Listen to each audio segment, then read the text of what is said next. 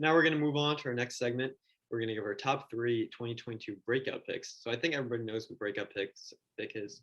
Somebody who thinks going to take a leap forward next year, really make a name for themselves. So the first guy I have here is catcher for the Toronto Blue Jays, Alejandro Kirk. He's 5'8", 265 pounds, signed out of Mexico by the Blue Jays. He's 23 years old, right-handed hitting catcher. Debuted in 2020, and he was amazing to start with over a 900 OPS, but only 25 plate appearances, so very, very small sample size. He only played 60 games in 2021 because of a hip injury. He's currently the backup catcher behind Danny Jansen, who is a very good catcher, one of the best in the American League. But I do think that if he really does well this year, he'll steal some playing time from him. He finished 2021 with 8 home runs, 764 OPS, so all right. He was the number 70 prospect on Baseball America prior to 2021 because he was great in the minors. 868 OPS in 92 games 2019 and high and low A ball, and over 900 OPS in 14 games in the minors in 2021 before he was called back up. In the minors, he had a 70 out of 80 hit tool, which is pretty elite. They don't give that to many guys. He's a heavy contact hitter. He does lack some fielding skills, but I really think he's going to take this jump because he was great in 2020 in a small sample. And then he kind of didn't really get that much of a shot last year, but he had some great hitting skills that he showed in the minors. And I think he's going to get some really good protection with his Toronto lineup. That when you guys like Bichette, guys like Vladdy, Kevin Biggio, the list goes on and on. And also, if you look at some advanced stats, I know some people don't like advanced stats, but he was, according to WOBA, which is a stat that measured on-base percentage weighted basically with like different things, like single would be weighted more than a walk, double would be weighted more than a single. He, according to that stat, was the 13th unluckiest hitter last year. So my bold prediction for him is I think that he's going to have over a 3 WAR and over 850 OPS next year. Andrew, I really, really like that pick. Alejandro Kirk is a guy that you and I get to see pretty regularly, being Yankee fans, and Toronto, whether they're here or whether the Yankees are there. Alejandro Kirk has done some pretty decent damage to the Yankees and the small sample size that he's been given in the major leagues. And I really, really do like that pick. I see him taking that jump, taking some innings and some games away from Danny Jansen, barring, even though Jansen's a very good catcher, but Kirk was that prospect, and they're going to work him in a little bit. I really do like that pick. Good job by you there. My first guy that I have on my list is a pitcher for the New York Yankees, a very young flamethrower, showed some really good signs last year coming up in early August, and that's 23-year-old Dominican Louise. Now, Heel came up early August, as I said. I believe his debut was August 6th, and he was a filler. He filled in for Garrett Cole, who got COVID that day, and they needed a spot start. And he came in and he pitched a phenomenal game. I believe it was about 7 innings pitched, something along those lines, racked up a lot of Ks. Now, granted, it was the Orioles, but granted, again, it was his major league debut. You're facing major league guys. These are not guys that are just regular baseball players. These are professional hitters at the most pristine level you can get. And Heel did a very good job. He was very solid for the Yankees down the stretch. He compiled a 3.07 ERA with a 1.33 WHIP, and he racked up 38 strikeouts and 29 and a third innings pitched. That's phenomenal. That's very, very good. Showed a lot of great life on the fastball. All of his stuff is good. Every pitch. Changeup is great. Breaking ball is great. A lot to work with Louise Heel. Now, he may have a little bit of a tougher time breaking out than some of the players that we're going to mention for a few reasons. The first being that he's got a very bad control issue. Now, a lot of young guys, obviously pitchers, a lot of young pitchers, they tend to have some control problems, especially if they throw really hard like Heel does. You crank it up to like 95, 96 miles an hour on a daily basis. And you're not just sitting in front of 10,000 people, you're sitting in front of 40,000 people now. Nerves are settling in, a lot of stuff going on. So control issues, they're fixable, they're correctable. And I do expect him to make the jump. Now, we can talk all the positive talk that you want to have, about fixing this issue, but it was pretty glaring last year. Hill walked 19 batters in those 29 in the third innings pitched. That's a lot. That is a lot of free bases for opponents. And 7 of those walks came against the Blue Jays in September. And that's not, you can't have that, especially in a game in September. It's going to have a lot of meaning. It did for the Yankees. Fortunately, they were able to recover. They did lose that game. A lot of free bases, a lot of free runs just sitting on the bases there. Something that really needs to be fixed. But as I said, that is a fixable thing. You give him more innings, you give him more time. It's something that you'll see improve. Now, the second reason I can see Heel having a little bit of a tough time taking that leap is the depth that the Yankees have in that 5th spot, that 4th spot around there in the rotation. They have a lot of guys that can be those 4th and 5th options, those guys including Nestor Cortez Jr. He had a phenomenal season. First time really being a starter instead of coming out of the bullpen. Absolutely incredible. That's a guy he has to compete with. Domingo Germán, who has had really good seasons, 2019, 2020, he was suspended and then he came back and he kind of picked up where he left off. He wasn't as good as he was in 2019, but he was still very effective for the Yankees, especially down the stretch. Those are 2 experienced MLB pitchers that he has to compete with. And then he has to compete with the own guys that he's competing with in AAA, including guys like Clark Schmidt, Devi Garcia, both guys that were either injured or they just had down years. Something was wrong, something wasn't clicking. That's why they didn't get as much time as a lot of Yankee fans anticipated them getting. But once again, those are guys that Heel has to compete with to get that spot. Now, one of them is going to get the 5th spot. The rest are either going to be in the bullpen or they're going to be in AAA. And I could see Heel being one of those guys in AAA so he can get those starter innings. And he's one of the younger ones. Like I said, he's only 23. So he's got time. He's got time on his side, definitely. And the final reason is the Yankees' free agency pursuits. They're always in on somebody in any facet. Starting pitchers, the Yankees are always looking for starting pitching help. They're always looking for it.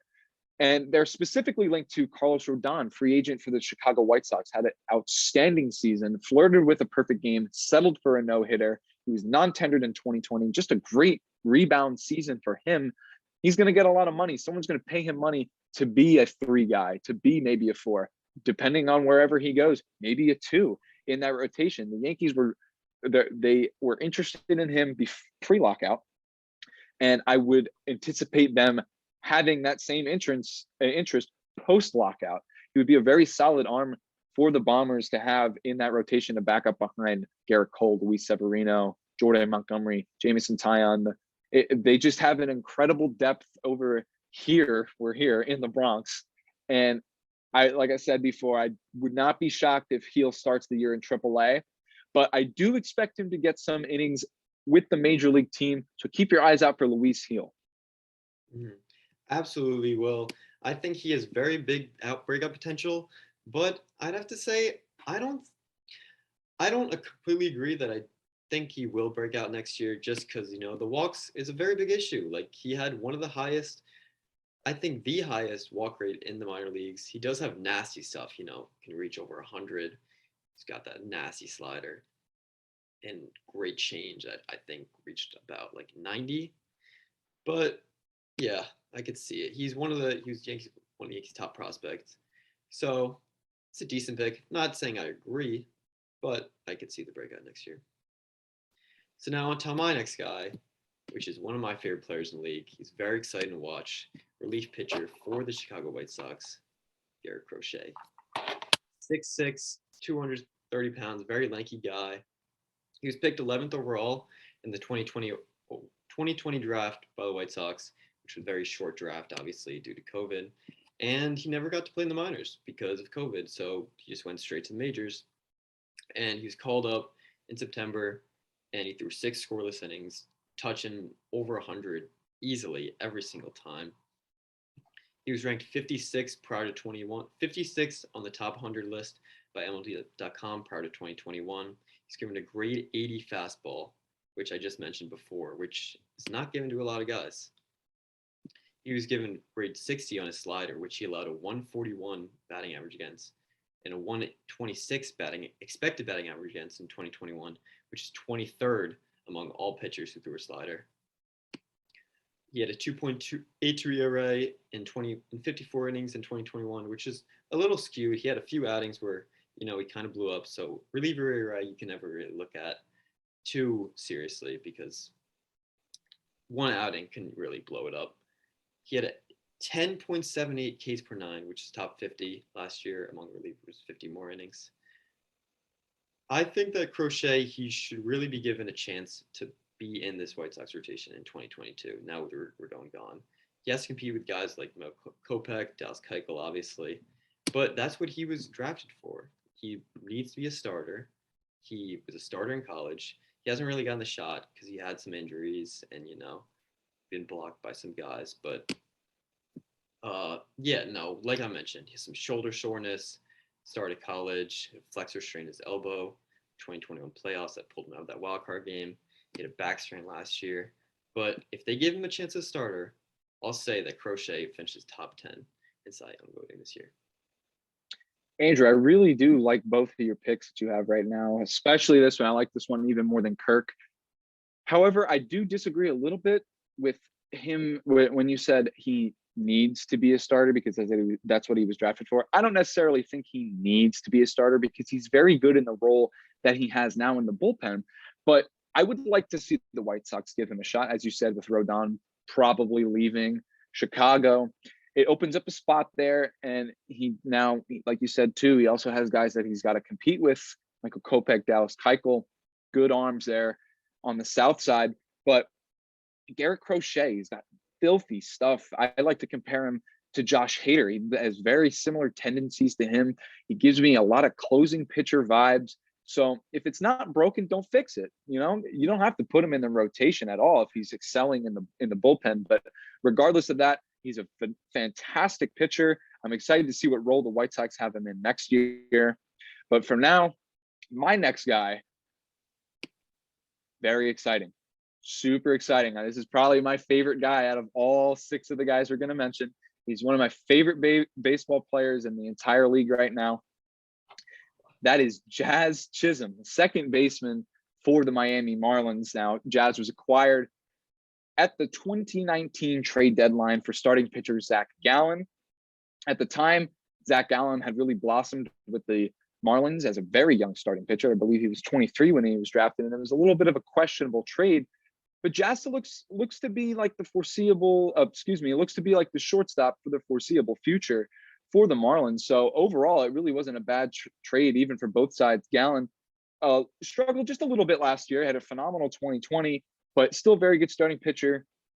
But we're not talking about him. Our main guy right now is Jazz. Now, Jazz is from Nassau in the Bahamas. He brings this type of flair and excitement that you don't get out of just any guy in the league.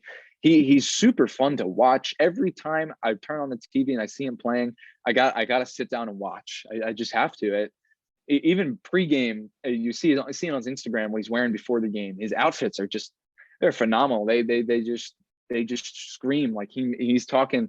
He's strictly business. He's always ready to go. He's always playing the part, and he's got some crazy hair too. He's got the blue braids. He really plays the part that you got to have being the shortstop in South Beach.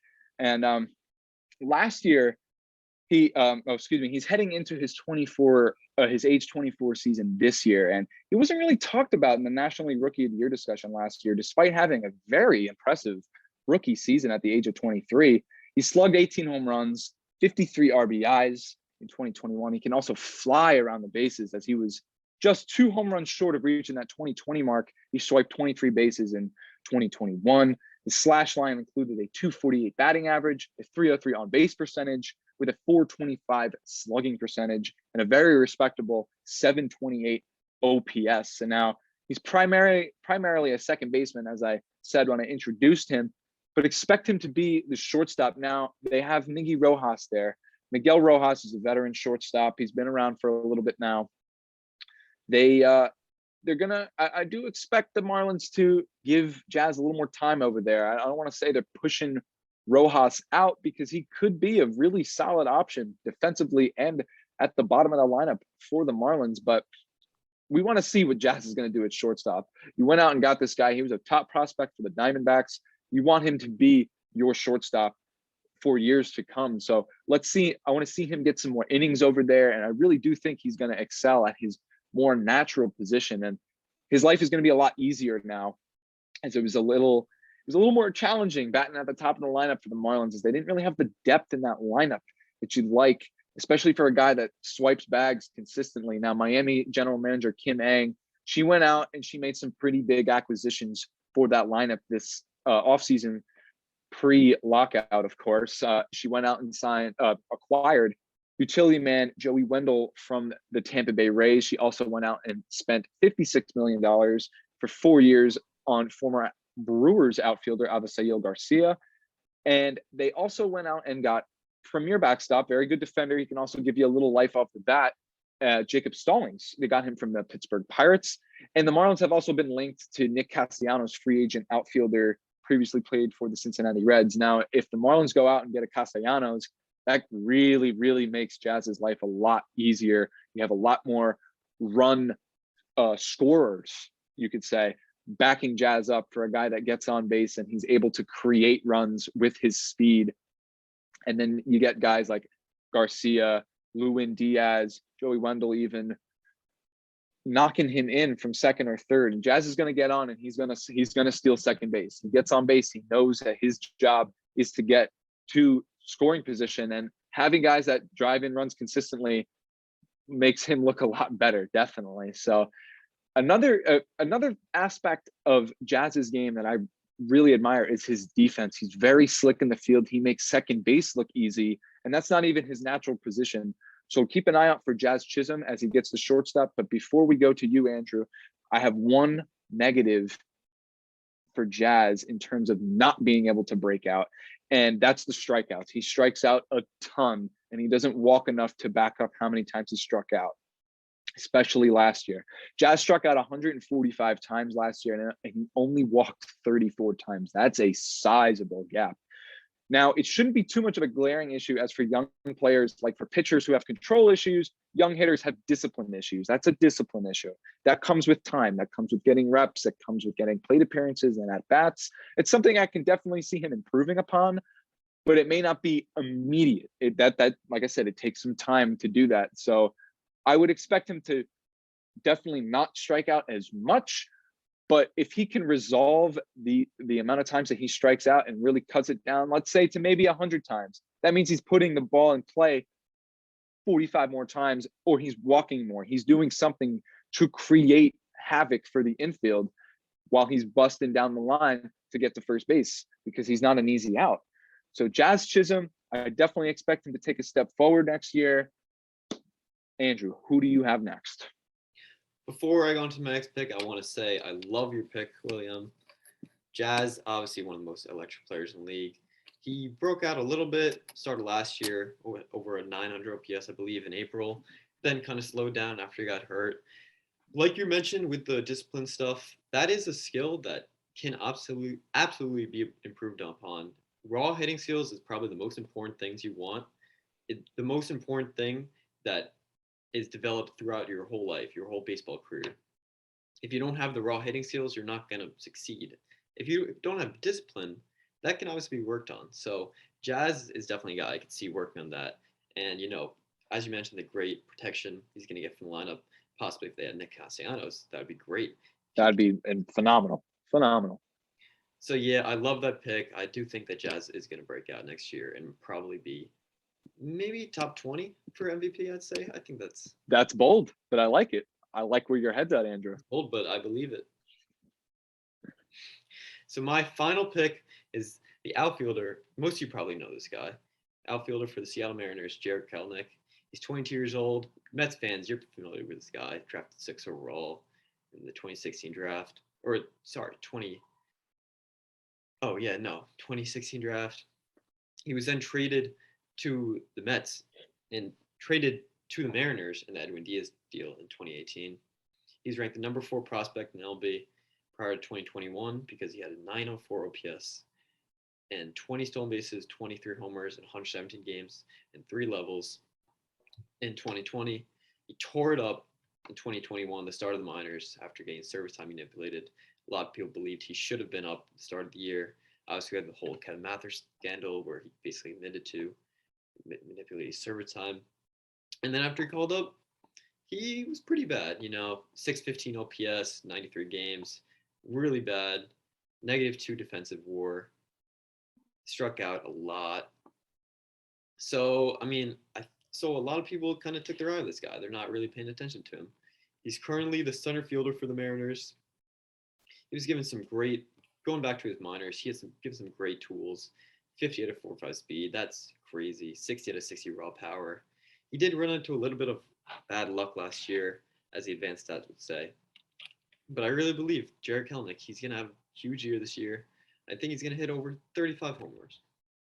Wow. Andrew coming in hot with the bold takes today. I like it, Andrew.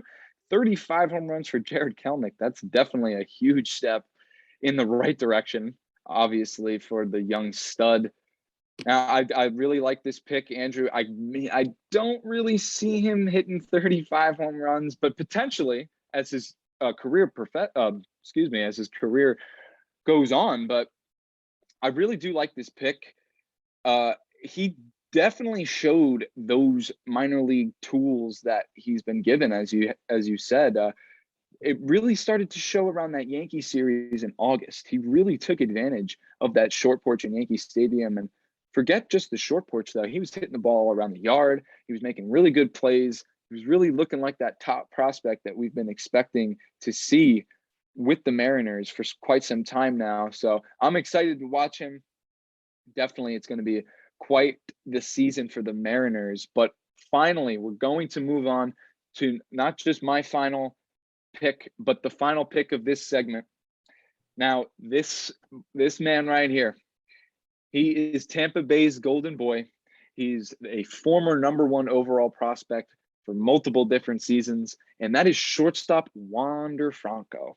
Baseball fans all around the world have been waiting for this guy to hit the scene with the Rays since he was signed at the age of 16 years old. 16 years old, out of the Dominican Republic. He made his debut at the age of 20, and he was an immediate impact in that Rays lineup. He finished third in Rookie of the Year voting with such a smaller sample size compared to the guys that he was up against and guys that finished behind him. He only played in 70 games last year.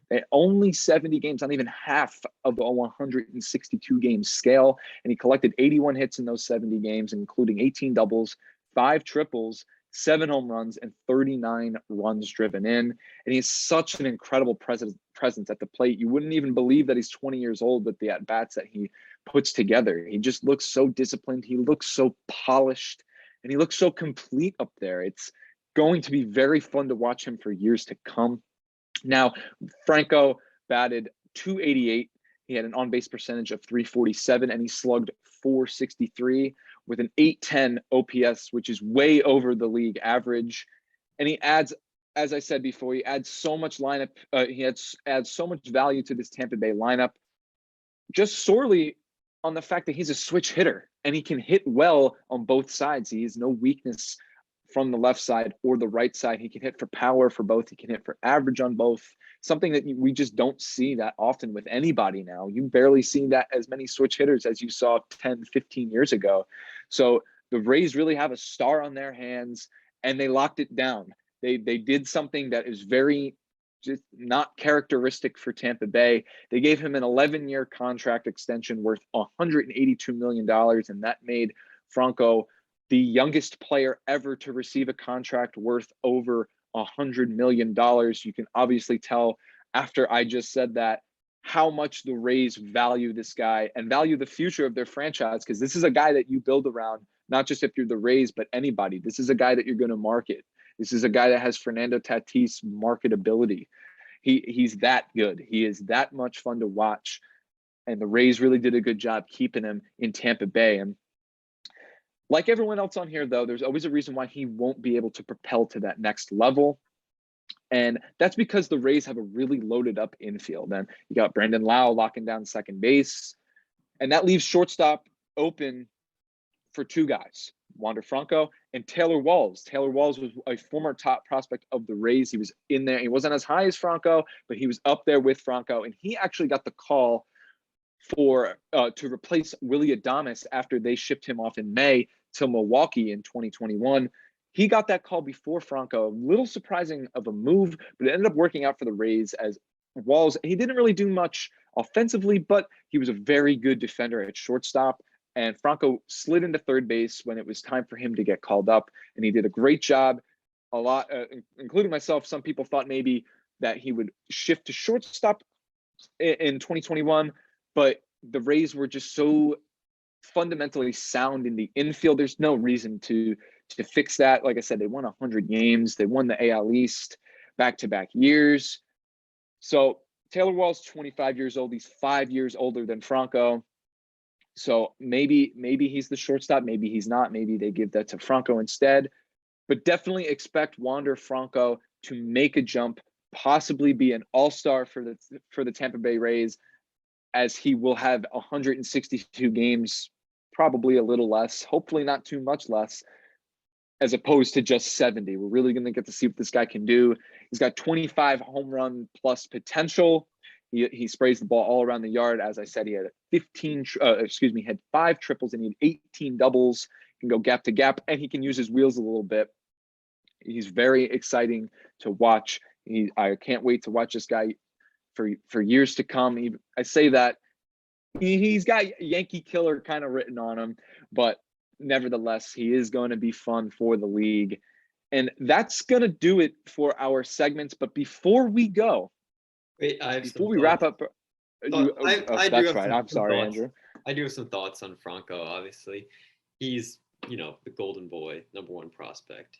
Been probably most hyped up prospect since Vladdy Jr. a few years ago. Yeah. I think he's going to be one of the greatest shortstops of all time. Wow, that's 3 hot takes from you, Mendez. That's 3. I like it.